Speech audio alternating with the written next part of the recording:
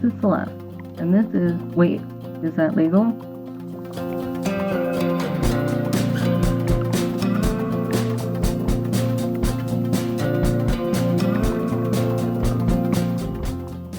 A podcast that comes from my own curiosity about legal questions raised in TV shows and movies to determine what would or should have happened in the real world. So join me, a real lawyer, as I try to offer legal advice to fictional characters in fictional scenarios using real laws. This podcast is not intended to offer legal advice to real people in real legal situations. It is just for fun.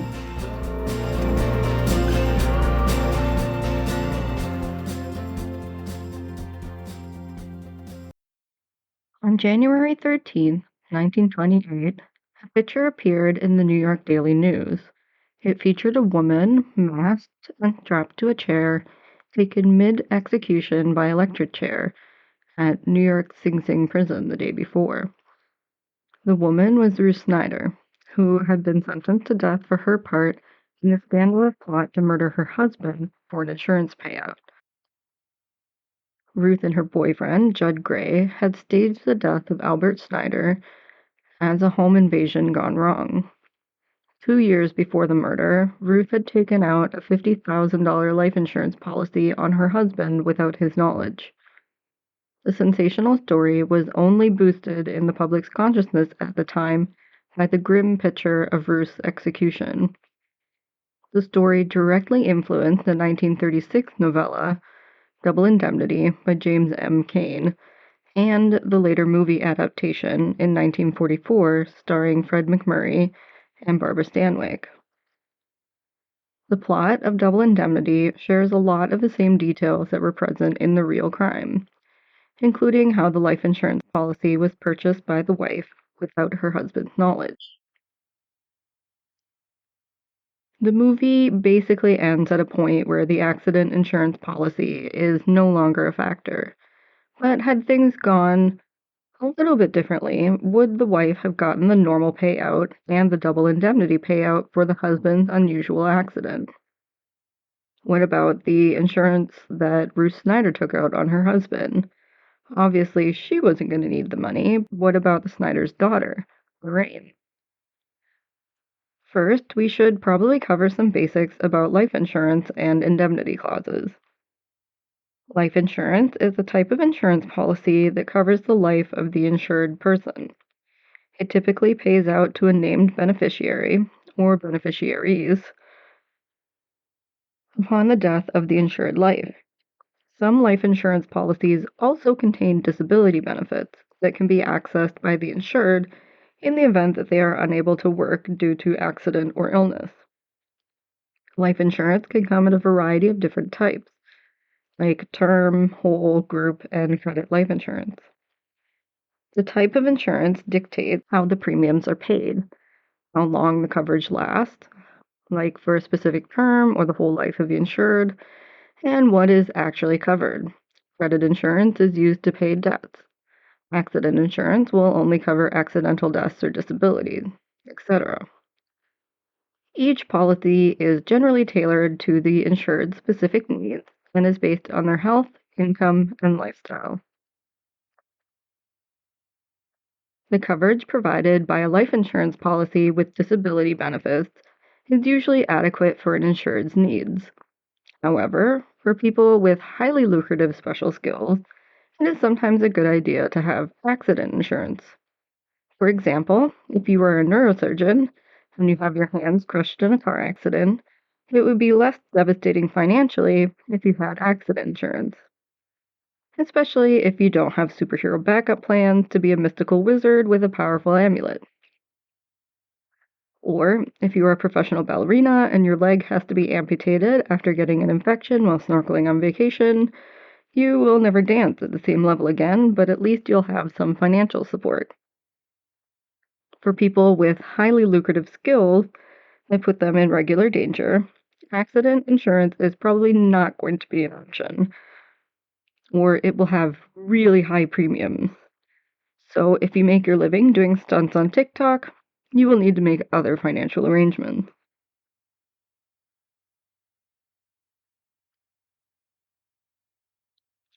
Indemnity clauses are a special provision added to an insurance policy that pays out a multiple of the face value of the policy. They are usually double or triple indemnity clauses and generally are paid in the event that the insured person's death is caused by an accident. While this might seem like a sweet deal for the beneficiaries and a weird thing for an insurance company to offer, it's actually not that common that the multiple indemnity will even pay out. According to the Centers for Disease Control, accidental deaths only accounted for 5.9% of all deaths in the United States in 2020, which is approximately 57 in every 100,000 deaths, and 6.5% of deaths in 2021, about 65 per 100,000 deaths. Accidents were the fourth leading cause of deaths in 2020, but the leading three causes, heart disease, cancer, and COVID-19, accounted for 48.8% of all deaths in the United States.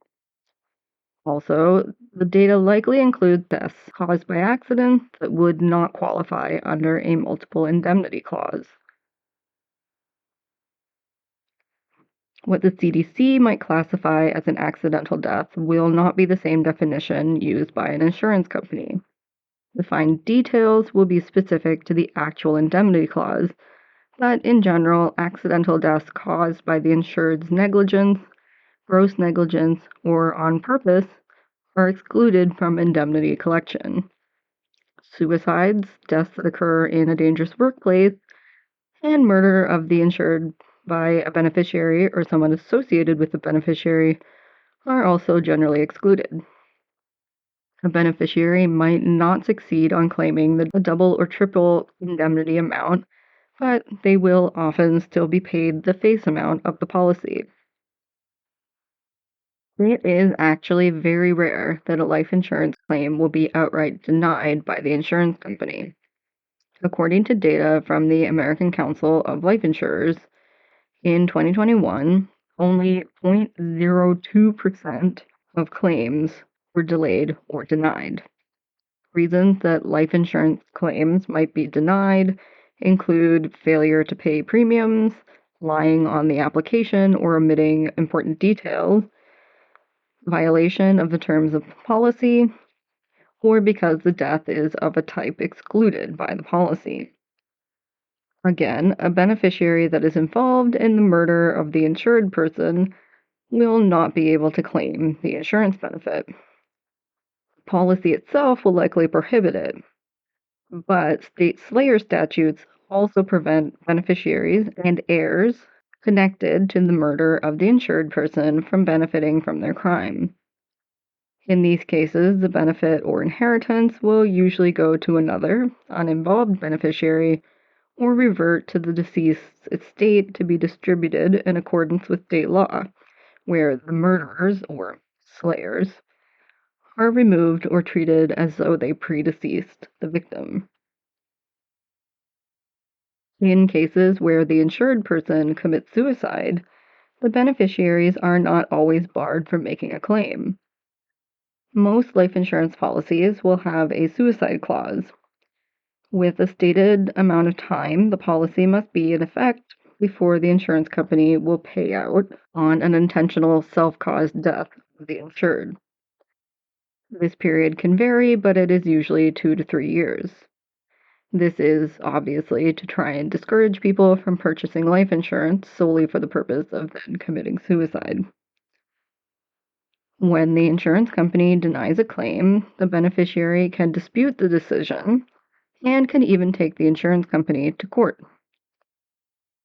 I searched New York and California insurance cases because the Snyder case took place in New York and in the movie Double Indemnity is set in California. And the cases I found involved denials based on fraud or the language of the policy.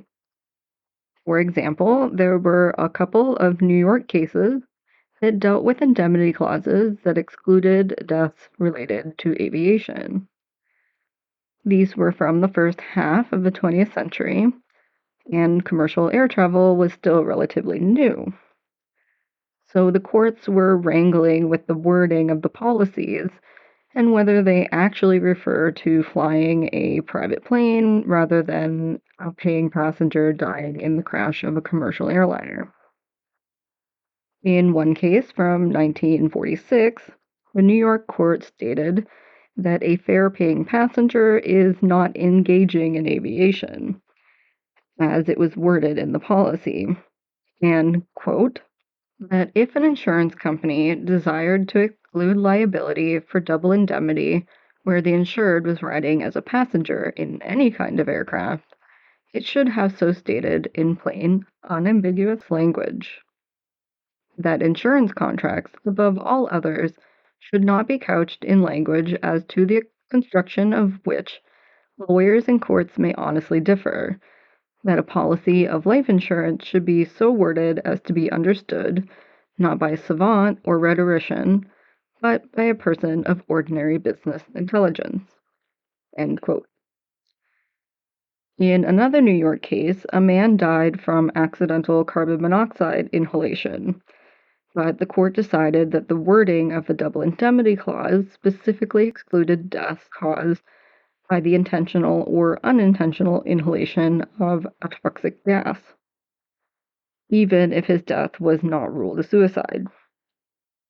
A California case from 1981 upheld the interpretation of life insurance policies as contracts by declining to extend a public policy condition where disability benefits are retroactive to the date of the injury.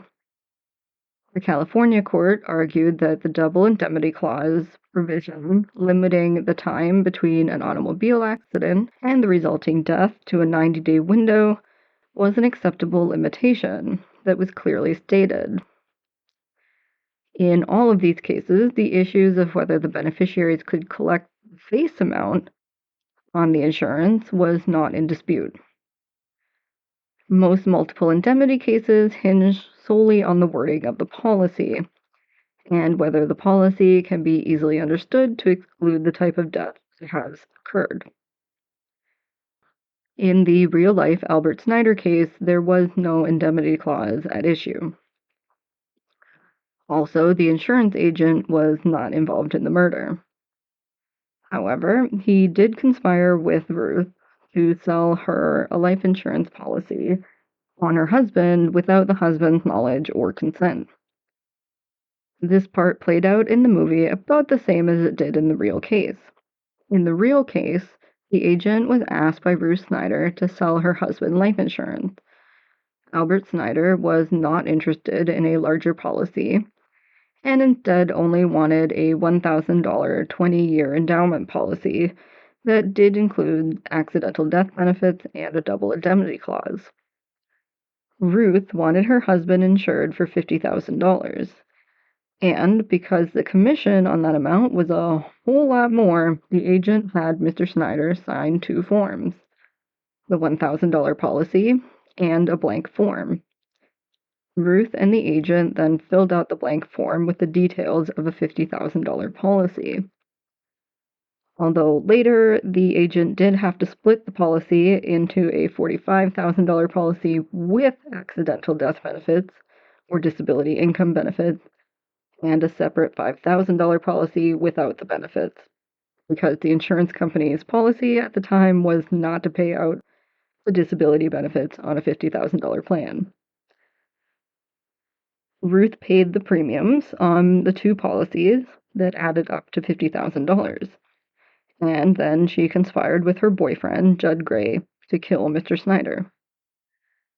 After the two were arrested, convicted, and executed, Ruth's mother, on behalf of the Snyders' minor daughter, put in a claim to collect the full $50,000 amount on the two secret policies and the $1,000 amount on the policy that Mr. Snyder actually knew about.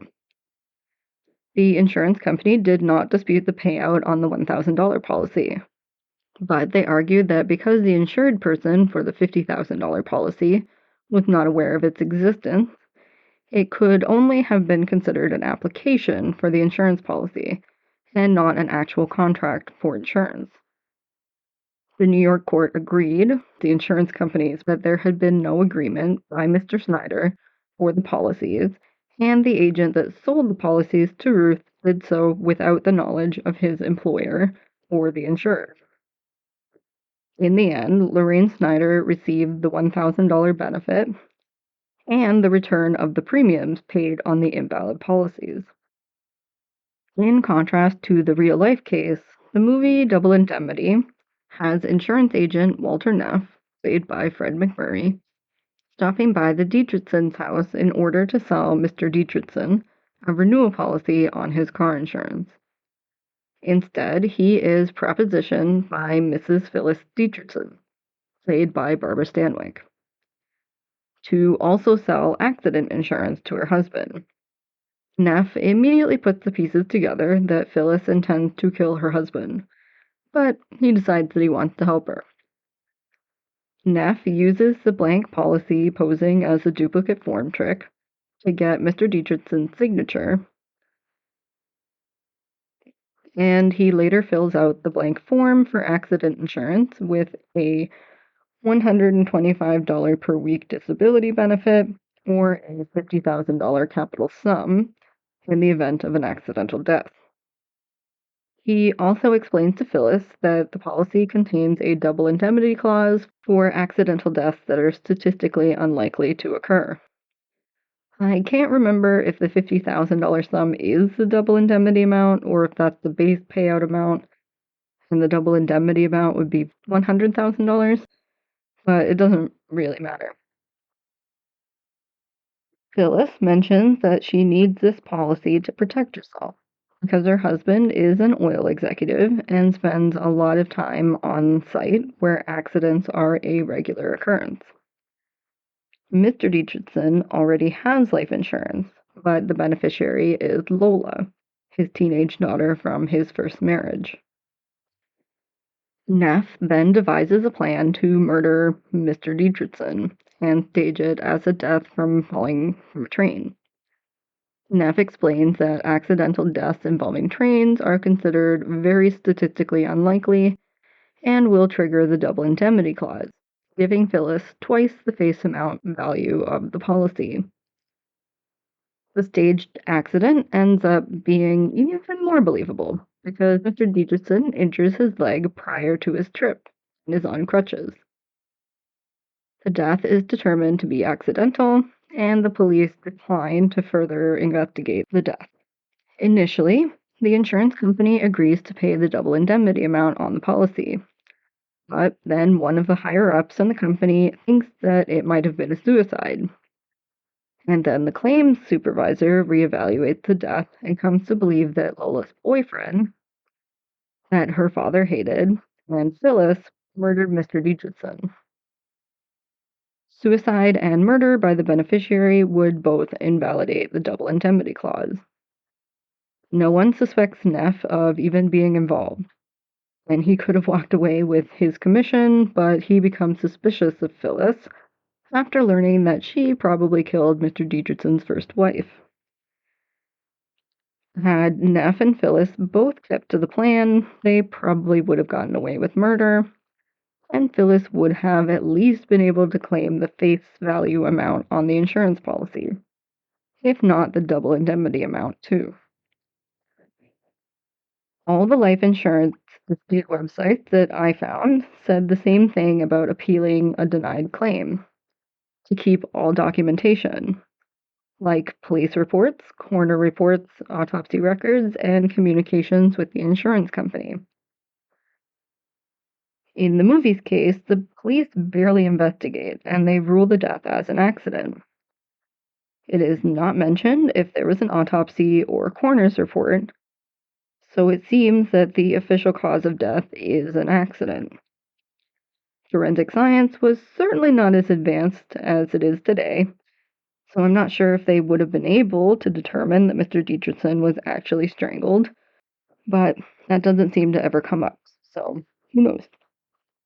The claims supervisor, Keyes, has done his own investigation, which causes Neff to believe that the ensuing legal case might cause the police to reopen the investigation, This is a possibility, but it would be really difficult for the state to prosecute a murder case based on the very circumstantial evidence presented.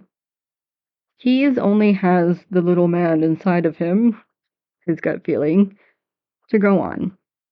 The man that encountered Mr. Dietrichson on the train did not get a good look at him, only that he thought he looked younger than Mr. Dietrichson's picture.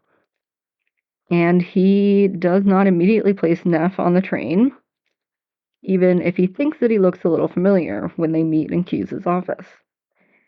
He also finds it unlikely that someone could die falling off of a slow-moving train, but he doesn't have any proof. He also thinks it's strange Mr. Dietrichson took out an accident policy and didn't put a claim in on the workplace accident that caused his leg injury, which is a valid point. Unlike the real-life Snyder case, where there was a separate insurance agent, the movie only has Neff and Phyllis knowing that Mr. Dietrichson never agreed to the accident policy. So the insurance company can't even deny the claim based on fraud, because they don't know about it. Overall, Keyes might have enough evidence to convince a civil jury or judge that Mr. Dietrichson's accidental death was not an accident, which could invalidate the double indemnity claim. There was no evidence of fraud or that Phyllis was involved in Mr. Dietrichson's murder at all. So the insurance company would have to pay out on the base policy. This would have been the safest bet for Phyllis as well, to drop the double indemnity claim and to walk away with the single claim amount. Instead, Phyllis goes through with orchestrating the murder of her husband, only to end up the same as her real-world counterpart. That is, dead, and with no one getting the insurance money to show for orchestrating murder.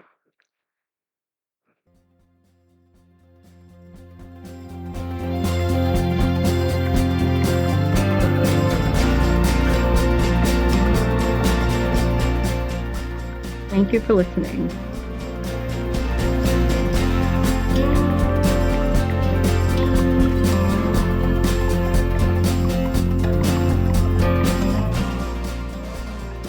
The show is researched, written, and recorded by me, Céleste.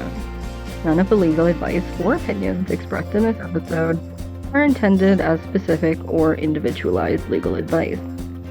Please like, subscribe, rate, or review this podcast if you enjoyed it.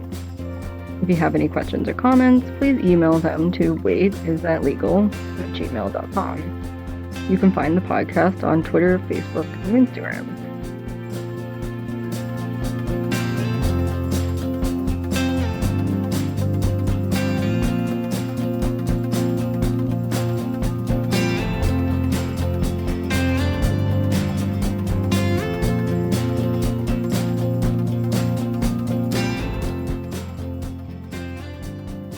Always use the memo line on checks payable to a company in general, and always read the fine print of any contract.